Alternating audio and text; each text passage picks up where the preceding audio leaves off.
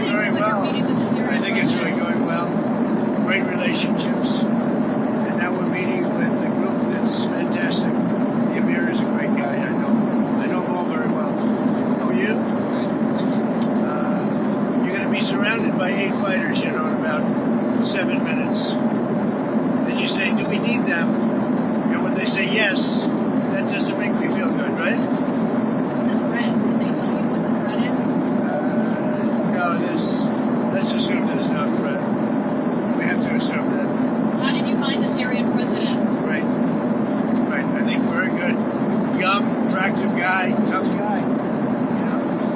Strong pass. Very strong pass fighter. Is that worrying? But he's got a real shot at pulling it together. I spoke with President Erdogan, who I'm very friendly with him. He feels he's got a shot at doing a good job. It's a torn up country. Do you think Syria will join the Abraham? Yeah, but I think they have to get themselves straightened out. I told him, I hope you're going to join when it's straightened out. He said yes. But they have a lot of work to do. What about Lebanon? Do you think there's a path for Lebanon to normalize relations? A friend of mine is the new ambassador to Lebanon, and I didn't even know, I never knew his relationship, but he was born in Lebanon. And he said, I'd like to be the ambassador. He's a very successful guy. And I said, that's very dangerous. He said, I don't care. I love my country, and it's worth it to do. So I'll go and interview him sometime. Michel. He's a great guy, but I think he's approved or almost approved. But, there's a danger there for a very successful man to go and do that. I said, you sure you know what you're doing? It's like Doug taking pictures, right? So you got some good shots, I guess. It's a beautiful scene.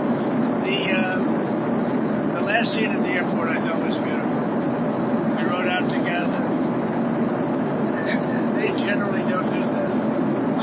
They don't generally meet presidents. There have been some reports of the Syrian president wanting a Trump Tower in Damascus.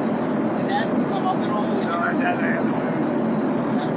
We'll have to wait a little while. Things calm down a little while with the country. I think he's got the potential. He's a real leader. And, he led a charge, and he's pretty amazing. But did you see him? Did you get to see him? No. He was there. He was with us at the event. Did the PGA Tour or Live Golf come up at all in your conversations with the Crown Prince? No. You mean the Live? Yeah. No, it didn't. We didn't discuss it. What about that Saudi intelligence agent? The 9/11 families want the Saudi intelligence agent to be extradited to the United States to face charges for 9/11. Did that come up? No, it didn't. But I know all about it, but it didn't come up. On Israel, you're not going to Israel. Does this trend sideline Israel at all? No, not at all. No, this is good for Israel. Having a relationship like I have with these countries, Middle Eastern countries, essentially all of them, I think it's very good for Israel. And I asked you right then on Israel, the hostage deal. Did any of your people speak with Israel about the release of the American hostage? I'm sorry, of the sanctions lifting of He done. And let me ask you first. What credit does Israel deserve for that release of the hostage? Well, they've been fighting a long time. They're warring. And I think they deserve a lot of credit. I think my people deserve a lot of credit, maybe the most credit.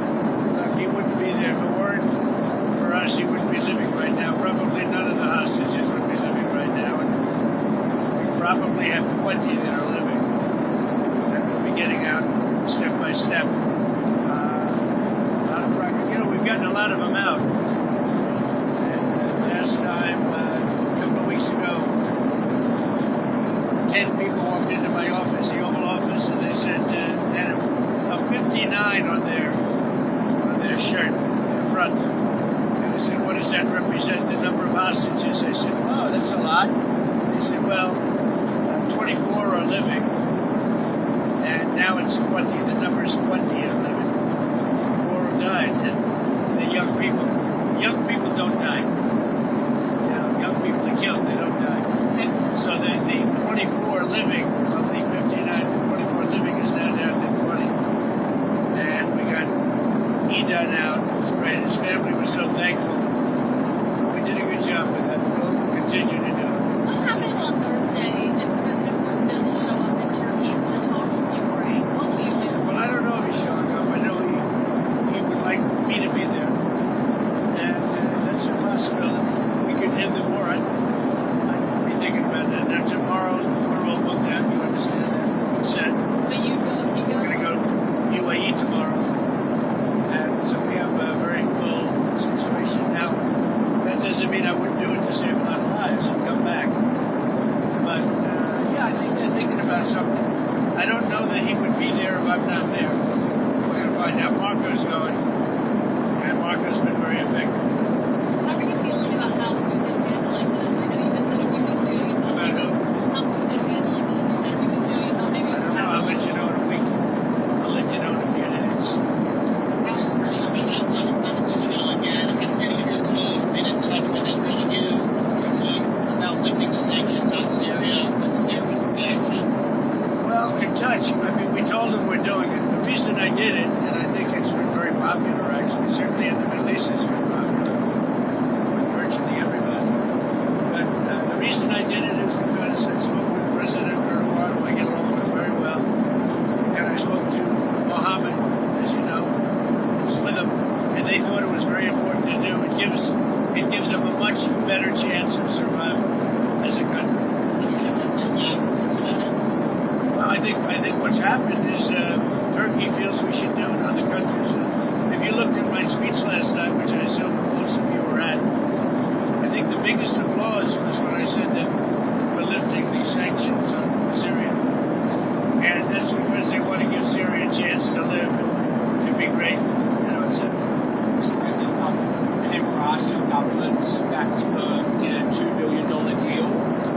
An Emirati government backed firm did a $2 billion deal using the Trump digital coins. How did that deal come about? I don't know anything about it. I really don't know anything about it, but I'm a big crypto fan, I will tell you. I've been that from the beginning, right from the campaign. I'm a believer in crypto, and if we're not going to do it, China's going to do it. It's the way I look at it. It's like AI. I'm a believer in AI because we have to have it. We're leading China by a lot. And in crypto, we're leading China by a lot. So I'm a big crypto fan. You didn't know about that? No. Senator Schumer said he wants to block your Justice Department political appointees until he gets answers about questions. Schumer's, you know, he's become a Palestinian. There's something wrong with him. I don't know. I've known him a long time, and there's something wrong. He's lost his confidence totally, and it's just something wrong with him. I don't know what it is with Schumer. Yeah, did you have a question? Go ahead. I've got two questions on Iran and Russia. Are you still considering secondary sanctions on Iran's oil exports? Let's see what happens over the next week. I don't really want to answer it because I want to see what happens over the next week. Go ahead. And then on Iran and Russia, are you considering sanctions on Russia for supporting Iran and for the continued war in Ukraine? Well, again, I don't want to talk about it, but I'm always considering the secondary sanctions. I had the secondary sanctions on Iran and drove them into bankruptcy, and there would have been no October 7th. There would have been no money for Hamas or Hezbollah or anybody else. So I'm always, and as you know, I put secondary